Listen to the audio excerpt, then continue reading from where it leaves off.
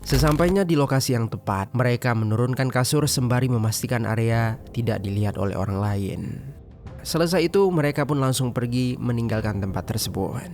Halo para pendengar kisah, selamat datang kembali di channel ini, tempat di mana kami akan membahas kisah-kisah kriminal nyata yang terjadi di berbagai belahan dunia. Kami berharap semoga kalian semua dalam keadaan sehat walafiat dan dijauhkan dari mara bahaya. Beberapa bulan belakangan, media sosial di negara Peru dihebohkan dengan rekaman video yang menunjukkan dua orang pria sedang membuang kasur yang cukup besar. Lalu ketika diketahui, ternyata di dalam kasur tersebut terdapat jasad seorang wanita dalam kondisi terikat mengenaskan. Saat kasus diselidiki lebih dalam, fakta mengejutkan mulai terungkap. Ini bukan hanya pengeksekusian biasa, tetapi terdapat jaringan kriminal yang begitu berbahaya di negara tersebut. Se habría realizado en esa provincia y es así que dan con la ubicación. Lalu siapa pelaku sebenarnya dan apa motifnya melakukan tindakan keji itu? Jadi beginilah kisah di balik peristiwa ini.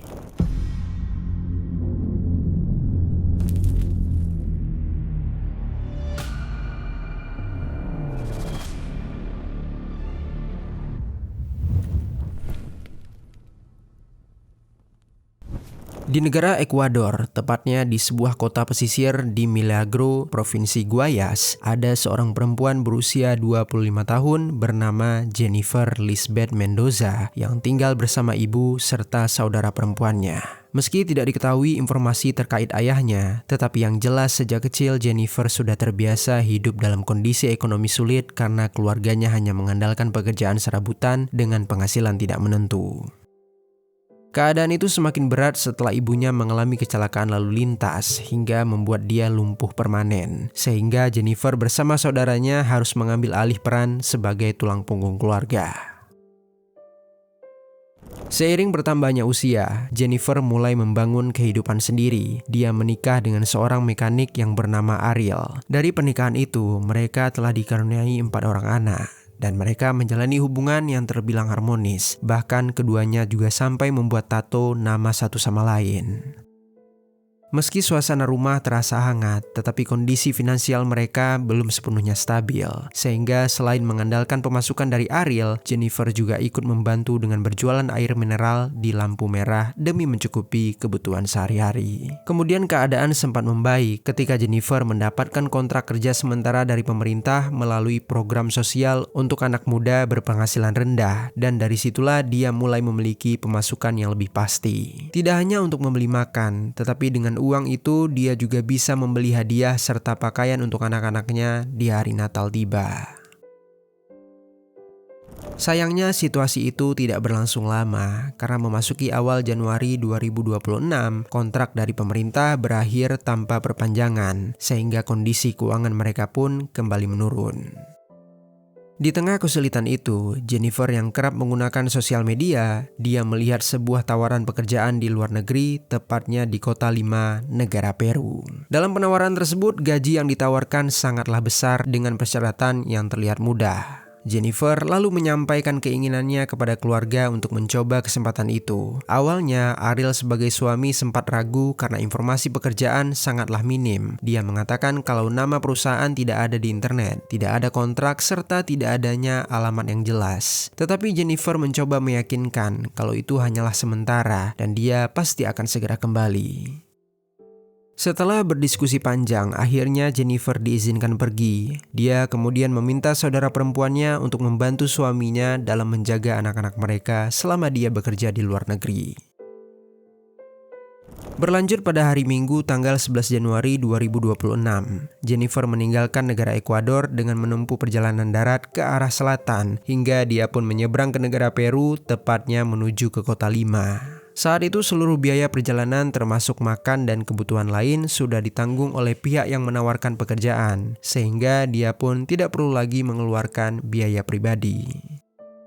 Selama perjalanan awal, Jennifer masih sempat meluangkan waktu untuk melakukan panggilan video bersama anak-anaknya. Lalu di akhir panggilan, Jennifer juga sempat berjanji kepada mereka kalau dia akan segera kembali. Singkat cerita, setibanya di kota 5, Jennifer langsung bertemu dengan seorang pria yang menyebarkan iklan lowongan pekerjaan. Setelah berkenalan, Jennifer akhirnya tahu kalau pria itu bernama Alex. Sambil berbincang, Alex membantu barang bawaan Jennifer dan dia langsung membawa Jennifer ke sebuah rumah di wilayah yang tidak disebutkan di media. Tetapi satu yang jelas, tempat itu sebelumnya memang sudah dijanjikan sebagai lokasi tempat tinggal Jennifer selama bekerja. Sesampainya di sana, Jennifer sempat merasa bingung karena rumah tersebut terlihat memiliki banyak kamar. Kemudian Alex menjelaskan kalau beberapa kamar tersebut sudah ada penghuni yang bekerja bersamanya. Sementara kamar lain yang masih kosong juga akan segera diisi oleh penghuni lain. Mendengar penjelasan itu, Jennifer hanya mengangguk tanpa merasa curiga. Tak lama, Alex menunjukkan salah satu kamar yang akan ditempati oleh Jennifer. Dia kemudian menjelaskan beberapa peraturan di rumah itu termasuk larangan keluar kamar sebelum perintah darinya. Awalnya Jennifer merasa bingung, tetapi Alex hanya menjawab kalau itu memang sudah menjadi bagian peraturan. Lalu sementara itu, dia juga menyampaikan kalau soal makan, nantinya dia akan mengantarkan makanan ke setiap kamar. Jennifer lalu mencoba menanyakan pekerjaan yang akan dia jalani, tetapi Alex masih belum memberikan jawaban yang jelas dan hanya mengatakan kalau nanti akan ada seseorang yang menjelaskan lebih lanjut. Sedari awal tempat tersebut memang sudah terlihat aneh, tetapi mungkin karena kondisi keuangan yang terdesak, akhirnya Jennifer memilih mengikuti saja tanpa banyak bertanya. Lalu keesokan harinya, di tanggal 12 Januari 2026, Jennifer mulai merasa heran karena belum juga mendapatkan kejelasan terkait pekerjaan tersebut. Selama berada di rumah itu, dia hanya diminta untuk tetap berada di dalam kamar. Sementara itu, Alex sesekali datang untuk membawakan makanan. Setiap kali ditanya, Alex selalu mengatakan kalau semuanya akan dijelaskan nanti. Hingga keesokan harinya di tanggal 13 Januari 2026, Alex kembali datang dan secara langsung menawarkan agar Jennifer ikut bergabung dalam jaringan perdagangan manusia. Mendengar hal itu, Jennifer langsung tersentak dan dengan tegas menolak ajakan tersebut. Tetapi Alex justru mengatakan bahwa seluruh biaya perjalanan serta makan di sana telah dianggap sebagai utang yang harus dibayar. Alhasil, Jennifer dipaksa mengikuti perintah untuk bekerja dalam jaringan tersebut.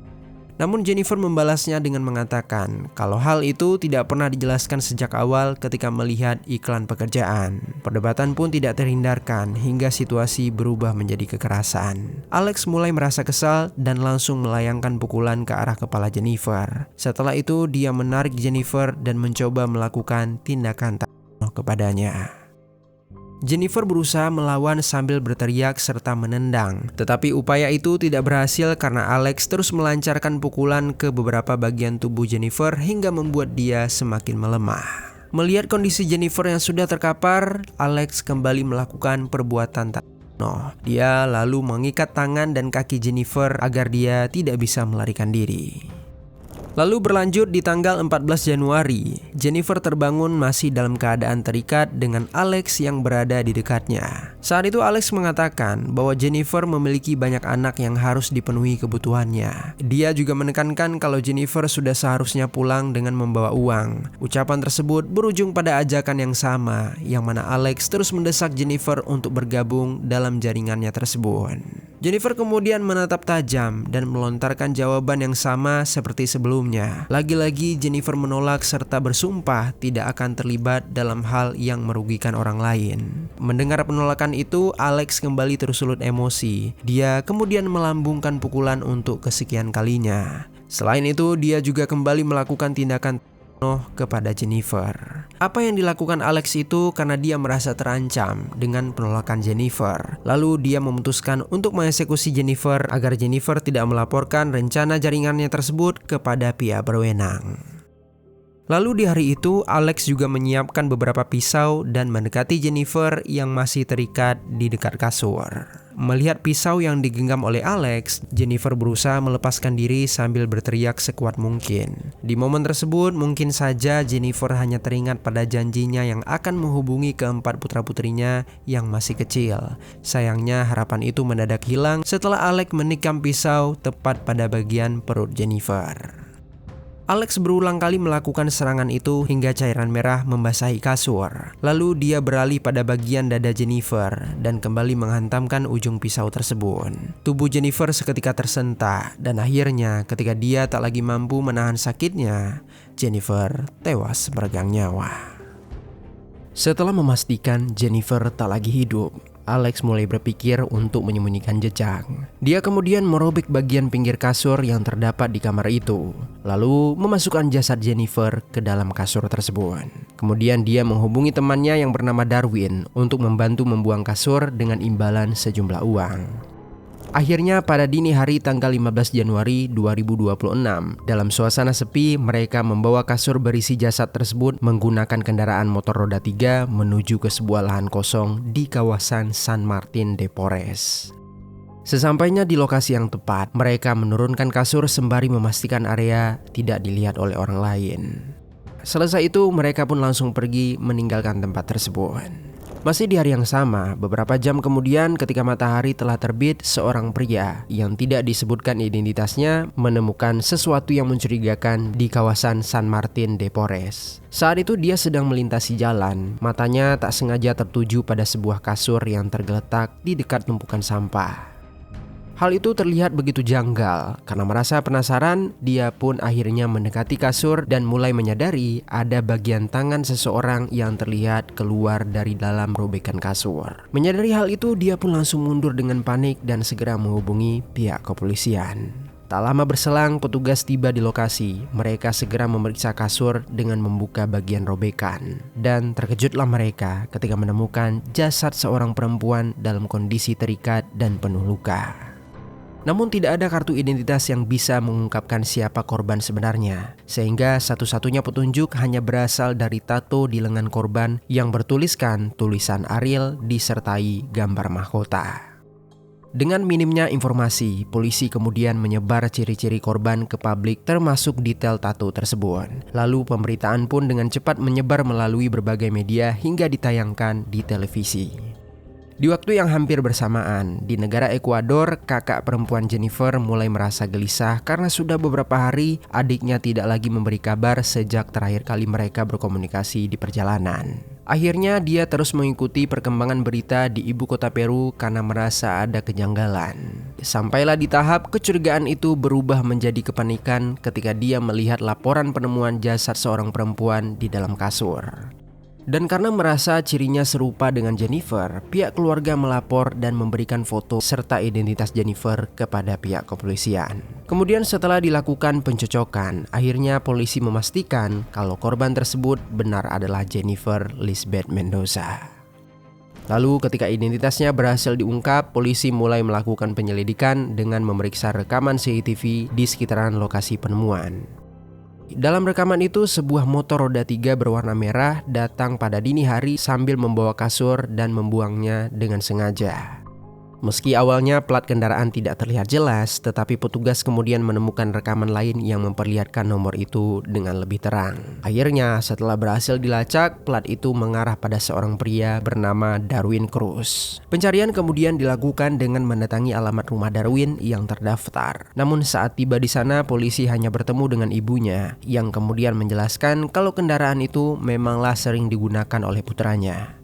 Polisi kemudian meminta keterangan kepada ibu Darwin, tetapi ibunya dengan yakin menjawab kalau dirinya tidak mengetahui apa yang telah dilakukan oleh putranya. Polisi lalu meminta ibunya tersebut untuk menghubungi Darwin, tetapi panggilan tersebut tidak diangkat hingga menimbulkan dugaan kalau dia sengaja menghindar.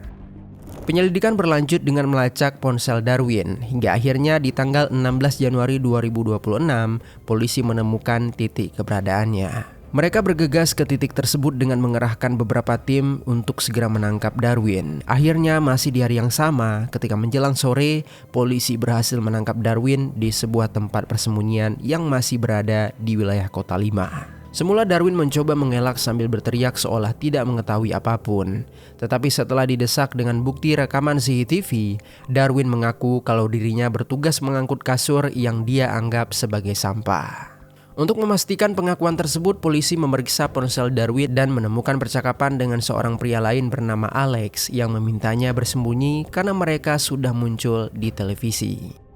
Dalam pesan itu, Darwin juga sempat menanyakan keberadaan Alex. Lalu Alex menjawab bahwa dia sedang berpindah-pindah tempat dan ketika itu dia sedang berada di negara Chili. Temuan itu membuat polisi meragukan pengakuan Darwin yang seolah dia tidak tahu kalau kasur tersebut berisi jasad seseorang. Namun polisi masih meletakkan keraguan kepada Darwin. Apalagi di rekaman CCTV dia bukan hanya menjadi pengemudi, dia juga ikut membantu mengangkat kasur tersebut untuk diturunkan dari motor. Setelah proses interogasi berjam-jam, karena merasa panik dan terpojok, Darwin akhirnya mengakui keterlibatannya meskipun dia bersikeras hanya membantu membuang kasur dengan bayaran sejumlah uang tanpa terlibat dalam pengeksekusiannya. Lalu tak lama kemudian polisi juga menemukan rekaman suara dari riwayat panggilan di ponsel Darwin yang berisi pengakuan Alex kalau dialah yang telah menghabisi Jennifer karena menolak bergabung dalam jaringan perdagangan. Dari rekaman suara tersebut, polisi pun menyimpulkan kalau kasus ini berkaitan dengan kejahatan yang lebih besar dan terorganisir. Setelah satu persatu terungkap, Darwin akhirnya memutuskan untuk kooperatif dengan memberikan penjelasan kalau dirinya memang sering bekerja bersama Alex, sehingga dia tahu persis aktivitas yang selama ini dijalankan. Dari keterangannya diketahui bahwa sosok yang selama ini disebut Alex memiliki nama lengkap William Alexander Figueroa yang berusia 25 tahun. Ketika mendengar itu, polisi sontak kaget karena Alex ini masih terlalu muda. Dan ternyata Alex ini juga bukan orang biasa. Dia dikenal sebagai bagian dari jaringan perdagangan manusia yang beroperasi lintas negara. Dalam jaringan itu, dia diduga memegang peran penting, yaitu sebagai perekrut sekaligus pengendali yang menargetkan perempuan muda dengan kondisi ekonomi yang rentan melalui media sosial. Darwin juga mengungkapkan modus yang dia gunakan, yaitu menawarkan suatu pekerjaan dengan gaji yang sangat tinggi tanpa menyebutkan pekerjaan yang akan dilakukan nanti. Selain itu, dia juga membujuk korban untuk segera datang agar dia dapat memberitahu pekerjaan yang akan dilakukan nantinya. Dan kemudian setelah korban datang, mereka akan diarahkan ke tempat penampungan dan akhirnya dipaksa masuk ke dalam jaringan tersebut. Kemudian setelah identitas Alex mulai terungkap, polisi langsung melakukan operasi besar dengan menelusuri jejak pelarian Alex melalui berbagai rekaman CCTV di titik-titik strategis seperti bandara, terminal, hingga jalur transportasi antar kota. Dari potongan-potongan rekaman, aparat berhasil menyusun pola pergerakan yang menunjukkan kalau dia meninggalkan negara Peru melalui jalur darat menuju perbatasan. Setelah beberapa hari pelacakan intensif dilakukan, pada dini hari tanggal 21 Januari 2026, keberadaan Alex ditemukan di sebuah tempat persembunyian di Guayaquil, Ekuador. Polisi Peru kemudian berkoordinasi dengan polisi Ekuador untuk menangkap Alex. Untungnya penangkapan itu berhasil dengan cepat di hari itu juga. Dalam proses penangkapan, Alex tidak banyak memberikan perlawanan. Dengan bantuan aparat setempat, dia langsung dipulangkan ke negara Peru untuk menjalani pemeriksaan lebih lanjut.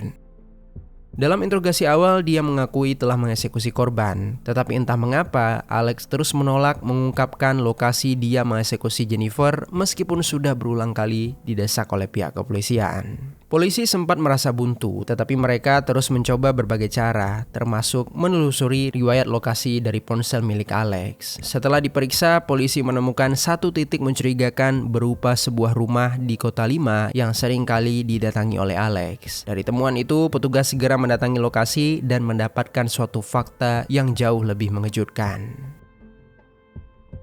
Di sana mereka tidak hanya menemukan indikasi tempat terjadinya pengeksekusian, tetapi mereka juga mendapati beberapa kamar yang berisi perempuan-perempuan lainnya dalam keadaan yang memilukan. Polisi segera mengamankan seluruhnya, kemudian dilanjut menyisiri area. Di berbagai kamar, polisi menemukan alat kontrasepsi yang begitu banyak yang kemungkinan pernah ada 17 korban yang berada di sana. Namun hingga kini polisi masih terus memastikan korban-korban tersebut dan belum sepenuhnya berhasil terungkap. Berdasarkan rangkaian bukti mulai dari data lokasi, rekaman hingga keterangan Darwin, akhirnya Alex harus menghadapi sejumlah dakwaan berat terkait pengeksekusian berencana yang diperberat dengan unsur kekerasan ekstrim serta keterkaitannya dengan jaringan perdagangan manusia. Selain itu, dia juga dapat dijerat dengan pasal terkait organisasi kriminal karena diduga menjadi bagian kelompok terorganisir yang beroperasi di lintas negara. Dalam sistem hukum Peru, pengeksekusian berencana dengan keadaan memberatkan seperti ini dapat dikenai hukuman penjara seumur hidup. Namun, karena adanya keterlibatan dalam perdagangan, maka hukuman tersebut bisa diperberat menjadi hukuman eksekusi. Sementara itu Darwin awalnya hanya dikenai penahanan sementara selama 9 bulan. Tetapi karena dia juga baru diketahui menjadi rekan dari pelaku eksekutor, Darwin juga dikenakan pasal penghilangan atau penyembunyian jasad dengan hukuman penjara seumur hidup. Tetapi meski begitu, sikap Darwin sebelumnya yang kooperatif bisa saja mengurangi hukuman tersebut. Namun semua itu tetap bergantung pada hasil akhir pengadilan nanti. Singkat cerita, di sisi lain, jasad korban akhirnya dipulangkan ke negara Ekuador. Perjalanan panjang bukan sekedar perpindahan dari satu negara ke negara lain, melainkan kepulangan yang menyisakan luka yang begitu mendalam. 4 anak kini harus tumbuh tanpa pelukan seorang ibu, dan sebuah keluarga yang dulu penuh harapan, kini hanya bisa menggenggam suatu kenangan. Kasus ini menjadi pengingat untuk kita semua bahwa tawaran kerja di luar negeri harus benar-benar jelas, resmi, dan terverifikasi. Dalam kasus ini, informasi dan lokasi pekerjaan sangatlah minim, sehingga sudah sepantasnya untuk dicurigai. Apalagi sudah banyak kasus serupa terkait penipuan lowongan pekerjaan yang berujung pada perdagangan manusia. Untuk itu perlu agar kita lebih teliti dalam memilih dan mencari informasi yang jelas. Kita berharap semoga kisah ini tidak hanya menjadi cerita duka, tetapi juga menjadi pelajaran agar tidak ada lagi korban berikutnya. Dan untuk korban, semoga beliau mendapatkan kedamaian di tempat selanjutnya. Serta untuk keluarga yang ditinggalkan, semoga mereka mendapatkan keadilan, diberi kekuatan, ketabahan, dan keikhlasan dalam menghadapi kehilangan ini. Pendengar kisah, sebelum kita lanjut, kami mau rekomendasiin salah satu produk yang bisa kalian beli di fitur belanja di bawah. Enchant Electric Saver, alat cukur yang paling banyak diincar para pria. Dengan ukurannya yang mini, bikin gampang untuk dibawa kemana-mana. Desain cukurnya juga sudah memiliki teknologi ultra thin serta double ring, dapat mengikuti bentuk wajah, sehingga mudah diaplikasikan ke bagian yang sulit dijangkau. Bagian kepala dari alat ini bisa langsung dicopot karena memakai magnet dan sudah waterproof juga. Jadi aman jika langsung dicuci pakai air. Kalau kalian tertarik dengan produk ini, langsung klik link yang ada di bawah.